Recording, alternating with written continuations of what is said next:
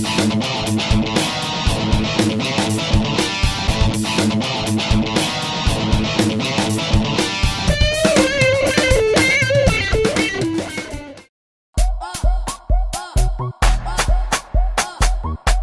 Buffles FC du Borgou, c'est la plus vieille écurie footballistique du Septentrion.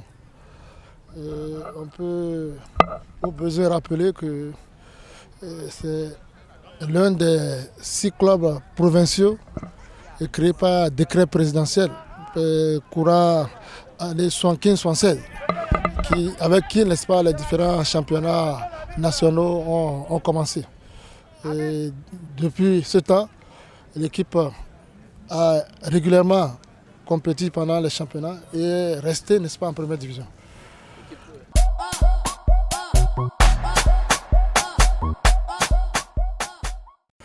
Oui, je crois que ce qu'on n'a pas encore dit, c'est l'équipe qui a à son actif 5 titres de champion. Alors, pour sa participation, ou bien ses participations aux compétitions africaines, elle n'a pas réussi jusque-là à marquer les esprits. C'est-à-dire qu'on n'est pas parvenu à passer, n'est-ce pas, les premiers tours, comme ce fut le cas récemment avec Esaü. Donc les ambitions cette saison, c'est déjà de terminer encore champion et de passer, n'est-ce pas, les tours préliminaires pour évoluer, n'est-ce pas, en Coupe CAF.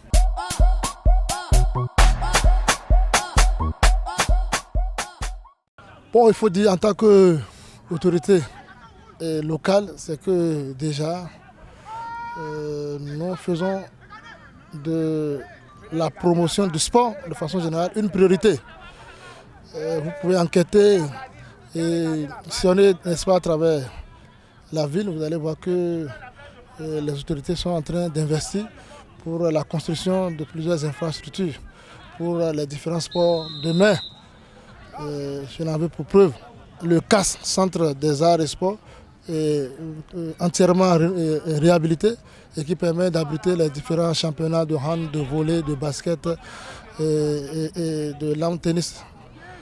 Alors, pour ce qui est spécialement du football, qui est le sport roi, eh bien, nous avons l'ambition d'accompagner les Buffles du Borgou le plus loin possible, comme je l'ai déjà dit. Et rappelons que depuis cette saison, la ville a à son actif 3 équipes qui évoluent en première division. Et nous devons les accompagner pour qu'elles s'y maintiennent et pour que les Buffles puissent, n'est-ce pas, rééditer l'espoir de terminer champion et d'aller le plus loin possible, n'est-ce pas, dans la compétition africaine. Et puisque vous parlez du football béninois de façon générale, nous sommes déjà très fiers de ce que depuis 2 ou 3 ans, on commence par avoir un championnat régulier, un championnat linéaire régulier, bien comment dirais-je, organisé. Et depuis le début du championnat en cours, il y a au moins un match par journée qui est projeté au niveau de l'ORTB.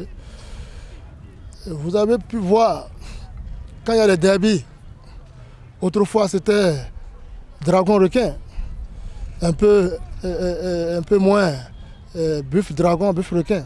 Mais cette fois-ci, les derbies nationaux sont plutôt buffle-panthère. Je n'en veux pour preuve la dernière journée de la phase aller, où les autorités, je vais parler de la fédération, ont bien compris que ce match-là, il fallait le projeter à travers le monde pour montrer qu'au Bénin, nous avons un public qui aime le football. Alors, à travers cela, pour nous, c'est que quand il y a des matchs comme ça, où les tribunes sont rapidement débordées, les supporters qui ont payé sont obligés de rester par milliers debout, donc ce n'est pas de bonnes conditions pour suivre des matchs.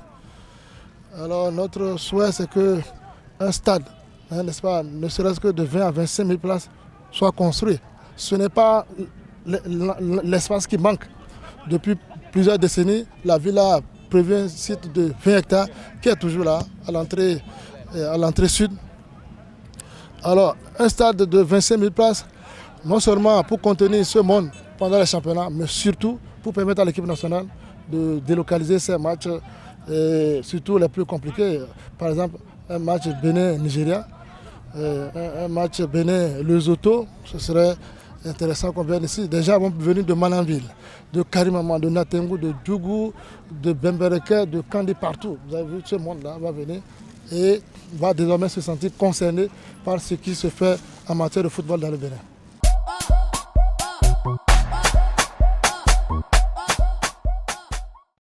Nos administrés, puisque nous sommes dans le secteur du football, c'est de comprendre que le football aujourd'hui c'est une grosse industrie.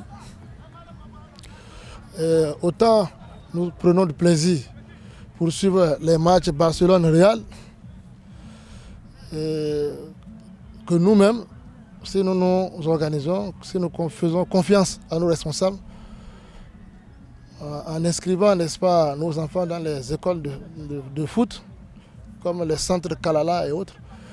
Il y en a quelques-uns ici aussi à Parakou. Faire confiance, parce qu'autrefois le football, ça ne nourrissait pas son homme. Les vieilles gloires, telles que les petits souris, les Boy Ferdinand, paix à leur âme, les Adam Soura, ainsi de suite, n'ont pas trop bénéficié de ça. Ceci a freiné un peu l'ardeur des parents à comprendre qu'à travers le football, on peut nourrir sa famille. Mais aujourd'hui, les choses ont évolué.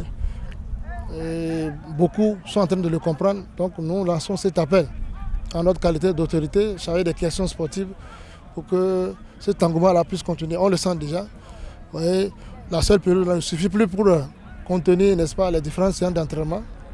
Il y a plusieurs centres qui travaillent à cela. Et nous avons déjà vu que des parents, n'est-ce pas, ont compris, mais il y a le gros lot, le gros lot qui est encore à la traîne. Et l'autre chose, c'est que le football, pour le moment, il est budgétivore. Nous avons des parents qui ont peut-être des moyens pour investir ailleurs, à qui ça fait plaisir d'apprendre que les équipes de la ville ont gagné, mais qui n'investissent pas pour soutenir. Nous leur lançons cet appel-là, les partenaires de bonne volonté, les fils de Parakou, qu'ils soient sur place ou qu'ils soient ailleurs, qu'ils puissent, n'est-ce pas, investir dans le football, n'est-ce pas, au niveau du septentrion, pour que les différentes équipes, aussi bien de première, de deuxième et de troisième division, puissent aller de l'avant et que leur nombre soit, n'est-ce pas, en augmentation, n'est-ce pas, de championnat en championnat.